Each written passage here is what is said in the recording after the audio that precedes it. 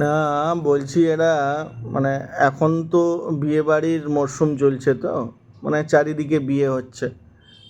মোড়ে মোড়ে মাথায় গেলেই প্যান্ডেল, এর সঙ্গে ওর বিয়ে, সীমার সঙ্গে রাজের, কাকার সঙ্গে জ্যাঠার, মানে বলছি আর কি। তো এইরকম একটা বিয়ে বাড়ি দেখে, প্রচুর লোকজন দেখে আমি পুট করে আমি বললাম না, আজকে একটু ফ্রিতে ভালো খাবার পাওয়া যাবে, ঢুকে গেছিলাম। হ্যাঁ, ঢুকে গিয়ে প্রথম গিয়ে আমি একটু দেখলাম একটু ফুচকা স্টল বসেছিল। আমি বললাম ফুচকাটা কেন প্রথম খাবো, ওটা অ্যাসিড হয়ে যাবে। বললাম এখন একটু কাবাব একটু খেয়ে নিই, তারপর না হয় ফুচকার দিকে গেলে হবে। তো গিয়ে প্রথম কাবাবটা নিয়েছি, একটু হালকা করে সস নিয়ে। কাবাবটা যেই মুখে দিতে যাব, একটা লোক ক্যামেরা নিয়ে চলে এলো। স্যার একটু তাকাবেন, খেতে খেতে তাকাবেন, একটু খেতে খেতে হাসি মুখে তাকাবেন। আরে ভাই, আমি খাবো না হাসবো সেটাই আমি খুঁজে পাচ্ছি না। আমি কি খাবো না হাসবো? যাই হোক, সেখানে অনেকক্ষণ নাটক করে মানে ওদের জ্বালায় খাওয়াটাই হলো মাটি। দু পিসও খেতে পারলাম না, সেখান থেকে কেটে পড়লাম, ক্যামেরার থেকে দূরে যেতে হবে। গেলাম এবার, আমি বললাম না, এবার কাবাব হয়েছে, একটু ফুচকা ট্রাই করে দেখি। গেলাম ফুচকা স্টলে। ফুচকা স্টলে বহু রকমের ফুচকা, জল দিয়ে, টক জল দিয়ে, মধু দিয়ে, মানে সে মানে লেবেল লেবেল সব জিনিস দিয়ে সব ফুচকা হয়েছে।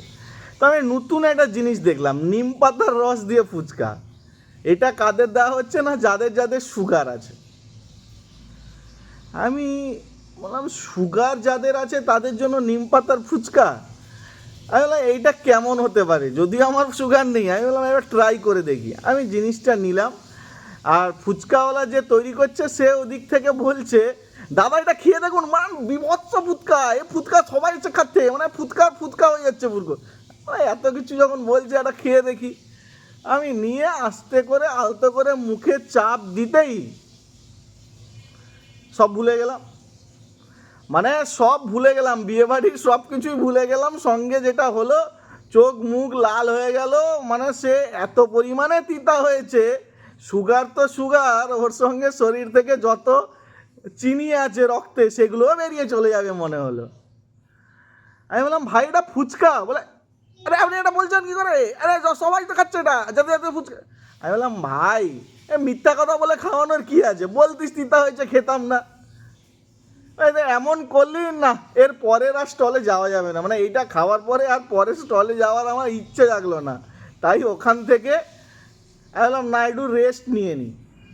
রেস্ট নিয়ে একটু ফ্রেশ জল খেয়ে এক গ্লাস ওই মিষ্টি মিষ্টি জুস খেয়ে একটু বসলাম। তারপরে যে কি হলো সেটা পরের পার্টে বলছি। হ্যাঁ, আজকের মতো এখানেই শেষ করলাম। পরের পার্টে আমি বলবো তারপরে গিয়ে আমার সঙ্গে কি কি ঘটলো ওই বিয়ে বাড়িতে। খুব মজার মজার ঘটনা আছে, দেখতে হবে কিন্তু।